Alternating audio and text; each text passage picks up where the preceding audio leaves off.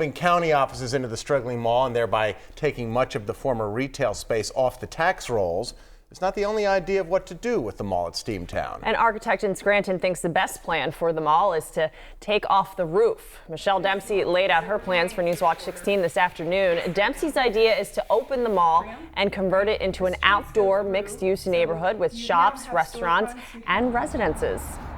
The urban mall it's not working anywhere right now, so I think the way we save the mall is to deconstruct it and turn it into a destination. Dempsey would keep Boscov's as the anchor and even extend Wyoming and Penn Avenues right into the new neighborhood through what is now the mall's atrium. She admits the plan would require some vision and some investment, but says she has already shared her plans with Al Boscov, and he was impressed. For more on our coverage of the troubles at the mall at Steamtown throughout the years, you can head to WNEP.com's homepage. You can also download the free WNEP app for your smartphone or tablet.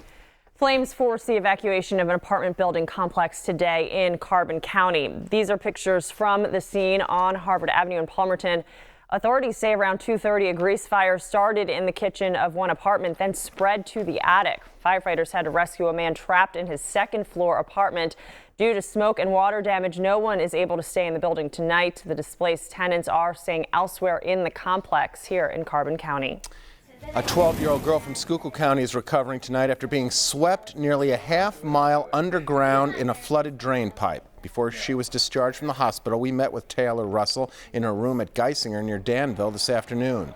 Taylor was with friends looking at floodwaters yesterday afternoon near a drain pipe in Frackville when she slipped, fell, and was swept underground.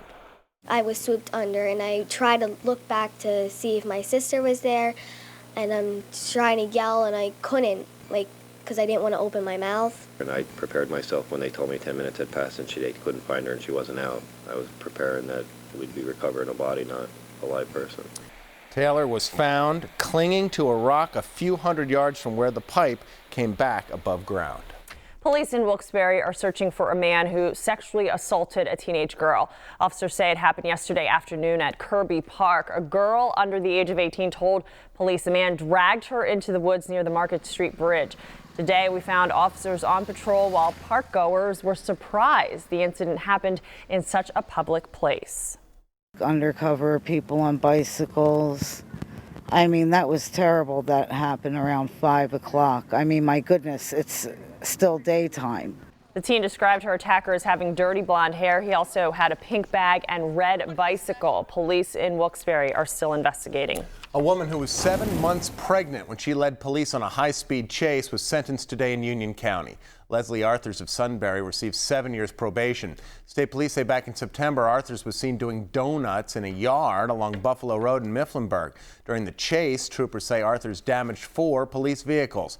In addition to probation, Arthurs was ordered to pay more than $15,000 for those damaged cars. And in Wayne County, the case of the missing H has been solved. The 4-foot by 8-foot letter high atop Irving Cliff in Honesdale disappeared Sunday night. Organizers wanted to spell Honesdale on the cliff to promote the borough and upcoming sidewalk sales.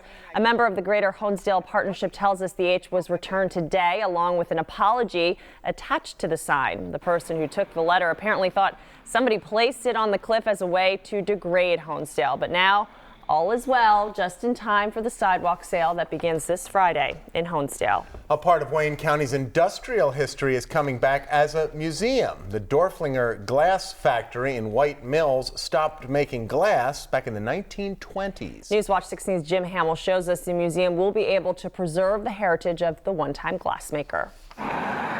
Nearly a century has gone by since the along Route 6